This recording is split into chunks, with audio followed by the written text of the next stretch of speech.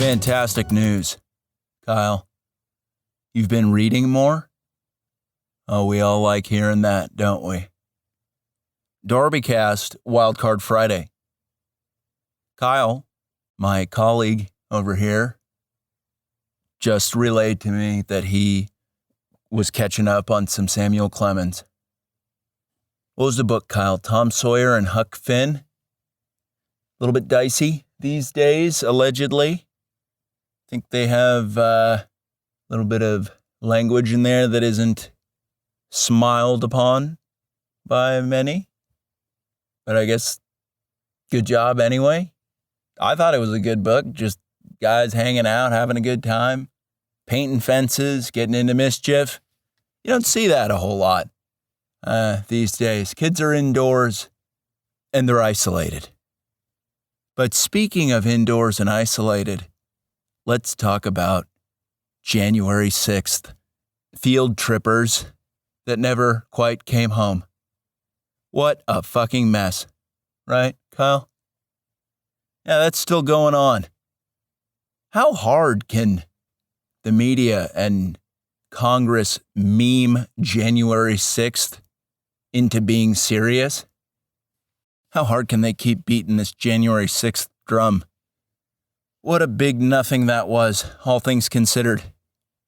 They use incredibly hyperbolic phrases like, those evil QAnon people glared at our democracy with injustice in their eyes and almost did things to democracy's bottom.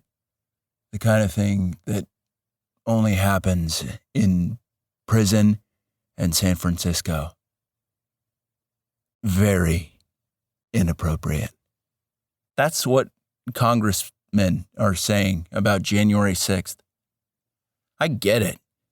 Generally, in a organized, well-functioning society, you don't want people showing up at the Capitol and waltzing around the halls, because that's what it was, right? Insurrection. Good Lord. Where do they get the balls to call that an insurrection? You will know what an insurrection is when you see it, and that was not it. Goodness gracious. A bunch of boomers hooked on QAnon fan fiction that was most likely authored by a 3-letter agency. It just led a bunch of boomers to the Capitol, and then they got there and they're like, oh, what are we supposed to be doing here? And then professional agitators were like, yeah, you go inside, make a mess. But they're like, no, we don't want to do that. We're here. We don't like the way things are going very much. We're pretty upset. And we'd like things to change.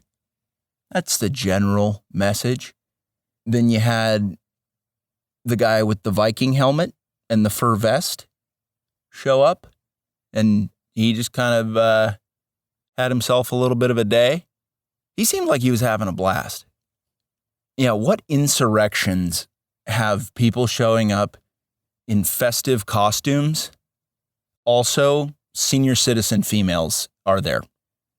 If we study insurrections of the past couple hundred years, not a lot of senior citizen lady participation. Senior citizens, period, but definitely not senior citizen ladies.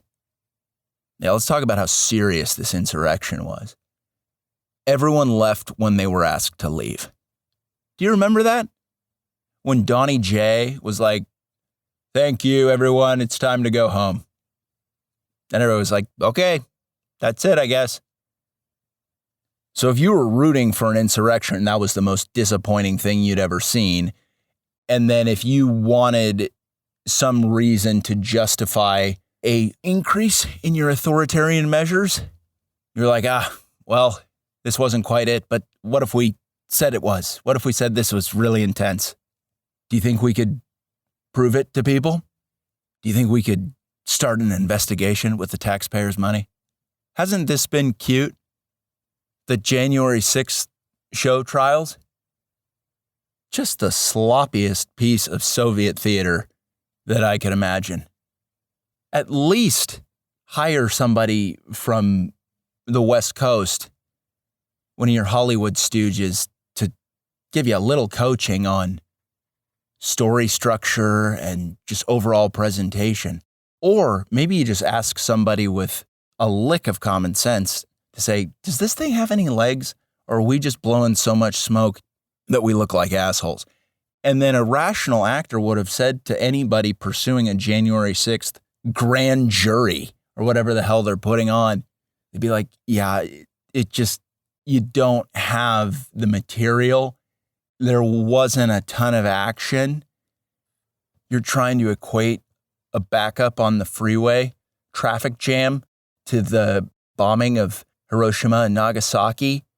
It's not looking great. People think this is fucking stupid.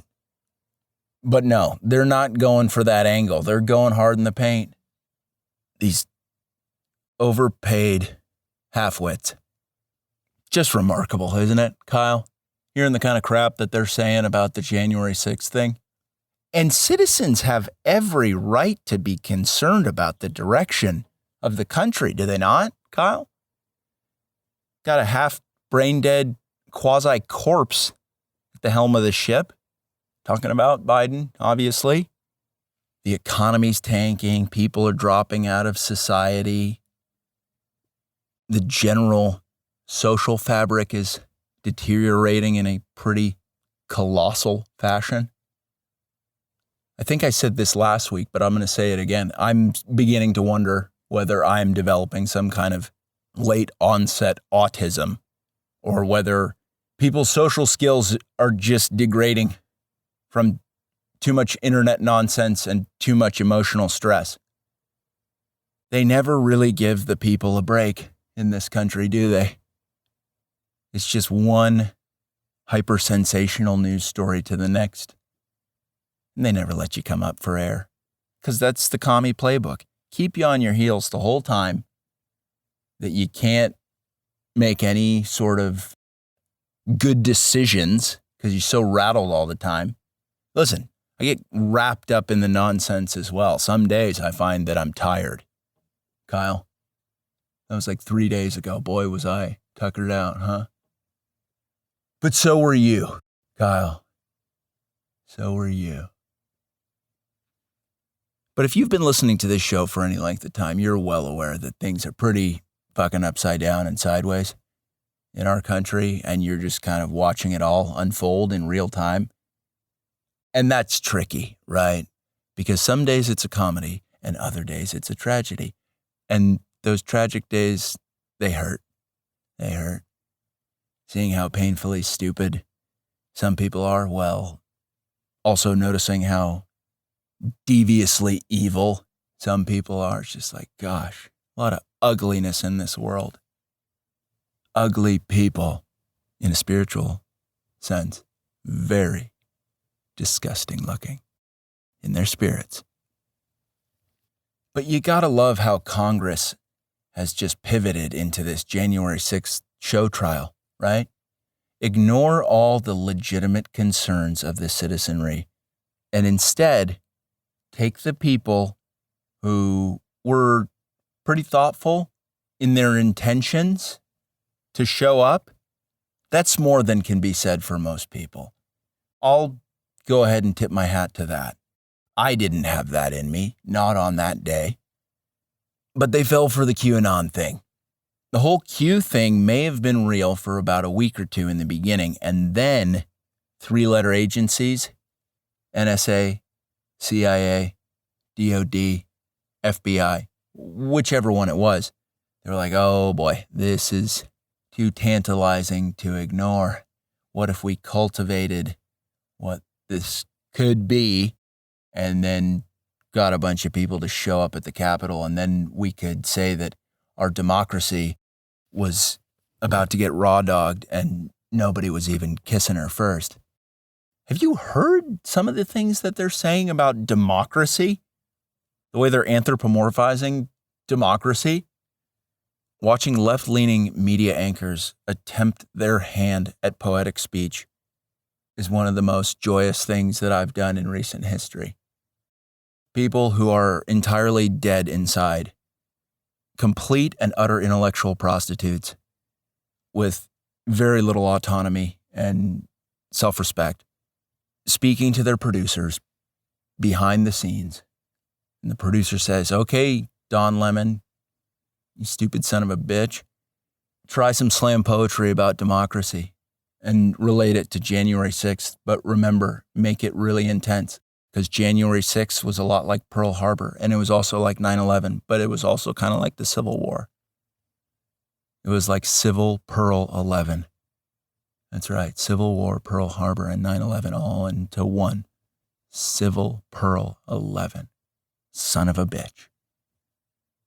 So yeah, Don Lemon, go ahead. Make democracy sound like it was something that got violated. Okay, Don. Then Don goes on the air and he says, the United States democracy is like a pair of doves flying in the springtime. And then Nazis and white supremacists came out of nowhere and tried to run over them with a Ford F-150. Not okay. Producers in the back room just giving Don Lemon a huge fucking thumbs up. Yes, Don. Yes! Nailed it. You are so artsy. But gosh, that would be pretty tough, right? If you were just one of these quote-unquote journalists running the play, because you don't have nearly as much skin in the game as a politician or a corporate overlord. Imagine being a low-level journalist just towing the line and being like, boy, I saw some of the tape from that day and it was underwhelming. But then you're like, fuck, I guess I got to toe the line. I guess I got to write about how if advanced genetic engineering and time travel were possible, then Putin and Hitler would have a gay baby and they would name the gay baby January 6th.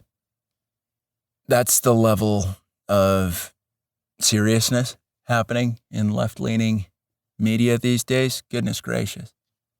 I consume a lot of left-leaning media, so you don't have to. And at this point, I don't even have to, right? Because it's all the same crap over and over again. People are dying mysteriously of unknown causes, and we can't seem to figure it out.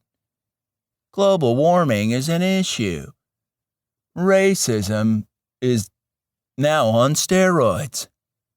Literacy's down, but gang violence is up.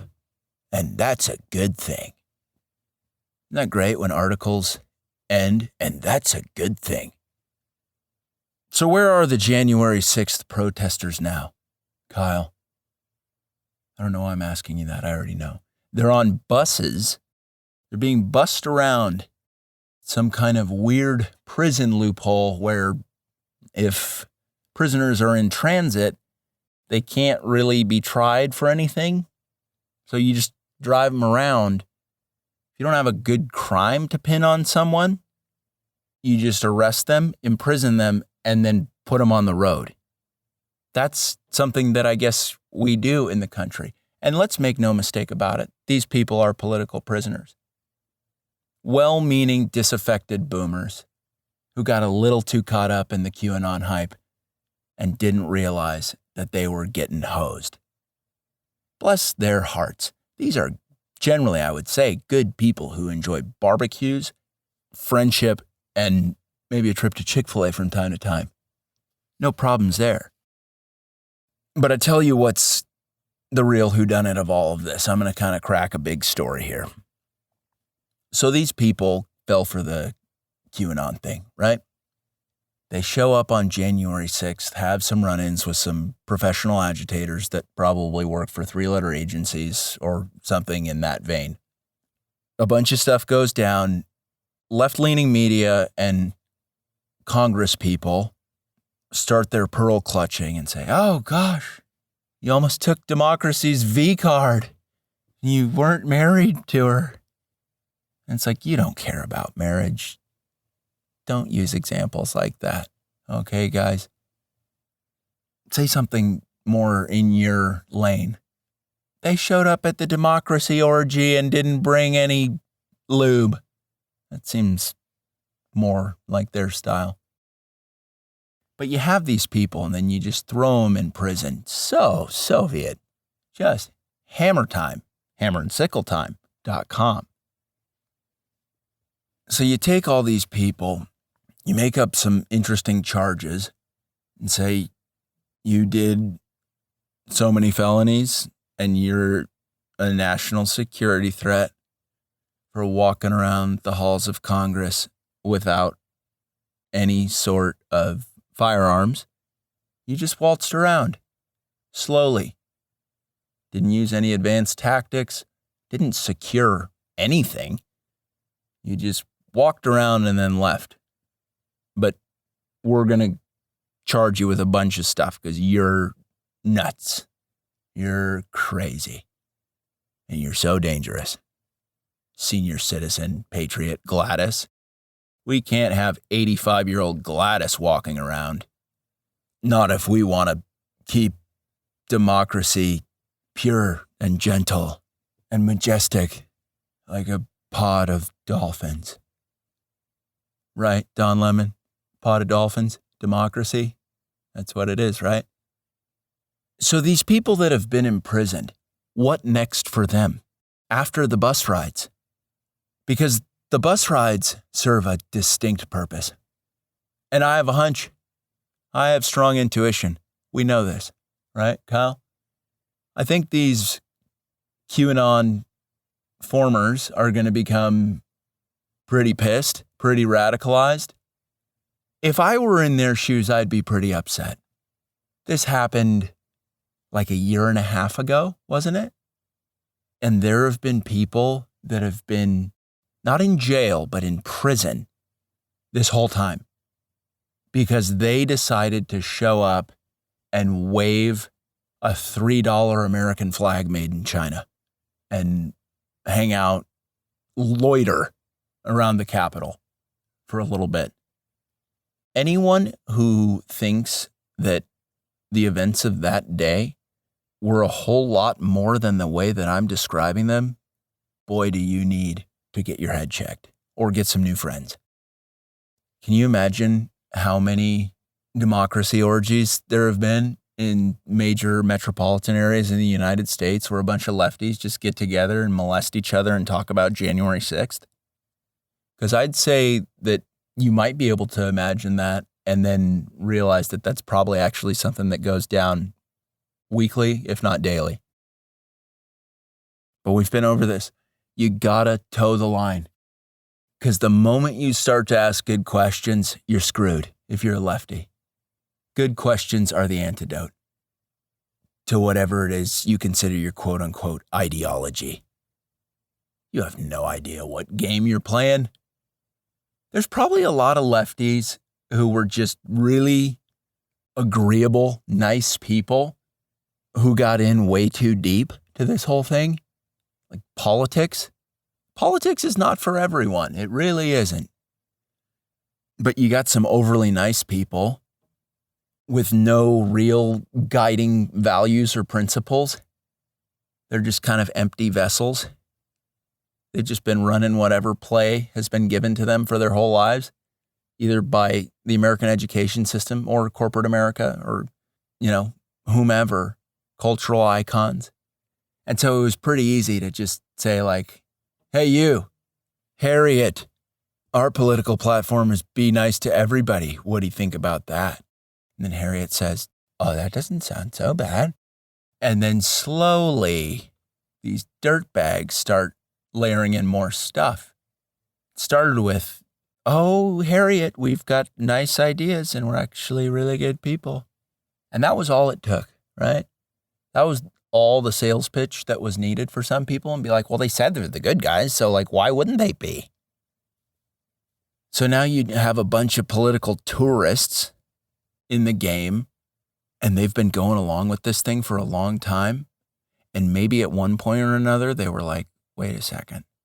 I don't know if anyone in the U.S. political system's really on the level. Certainly in the leadership class. That's for damn sure. But they're like, wait a second. My name's Harriet, and I am nice and compliant And these people are still appealing to my sense of niceness in some odd, perverse fashion. I can't just let that go, right? And then on the opposite side of Harriet, you've got red-blooded Americans who don't recognize what their country's turned into. And they got pretty hyped up on the whole QAnon thing. Boy, did they. And I see the seductive element of that. That there's some insiders who are going to make some stuff happen. Boy, doesn't that sound nice. Then a guy named Hank gets caught up in the mix. He feels as though he's doing his patriotic duty, all the while being duped by dirtbags. Harriet thinks she's doing her duty of niceness, which is based on nothing. We can tip our hat to Hank because he's at least acting on some sort of principle. Harriet, not so much. But boy, are they caught up in the game now. The intersection point of their two games, January 6th. Which is just the lamest crescendo of any sort of story that I've ever heard. It was so underwhelming. Yes, many people walked around the halls of Congress. Yes, they weren't supposed to be there. But it lasted for like 6 hours and then they left when they were asked to. We cannot stress that enough. But what of Hank now?